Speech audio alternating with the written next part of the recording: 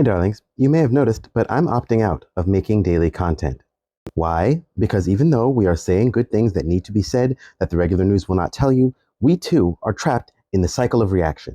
Content creators have become a replacement for the nightly news, but doing essentially the same thing, which is informing people, but doing little else. And I say that with no shade because this information is super important and it's really important that we do it. And it's really great that we have the platform to do it. However, every time a politician says something, or the blue and white does something, or something else happens that does indeed deserve our attention, we get on, we tell people the real, and then something else happens, lather, rinse, repeat, every day until the heat death of the universe.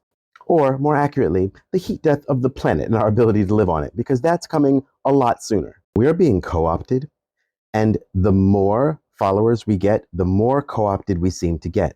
Because then it becomes a way that we actually could conceivably make money and make a living. And so then we become tied to this particular cycle of reaction, just like the news. Did you ever see that episode of Black Mirror? I think it's like the second one in the season. It's called 15 Million Merits. The first time that I ever saw Daniel Kaluuya. Amazing act. Okay, this will be a spoiler, but it came out in 2011, so it is what it is.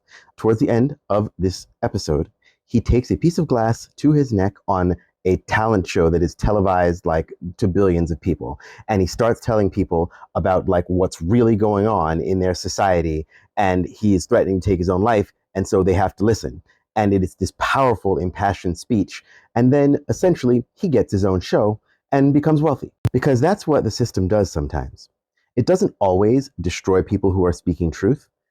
If it can, it will co-opt us. And I was looking at my own trajectory as a content creator, and that episode came into my mind, and I was like, they're getting me. The commodification of dissent is a very solid strategy for controlling people. This is also why I am opting out of all of the discussions of elections, all of them. Because whether you are fighting for or against elections, you are still getting sucked in. They are commodifying your dissent and using that attention to keep it funneling towards where they want it to be, whether you're saying don't do it or to do it. Furthermore, in the case of electoral politics, I've watched it break up comrades.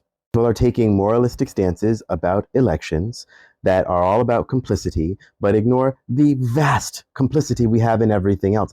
It simply doesn't need to be discussed as much as it is. And while we are discussing it, we are not talking about the other stuff that we have been talking about. Even that. So we're still getting commodified. Break the cycle. I'm going to make another video talking about how right after this one.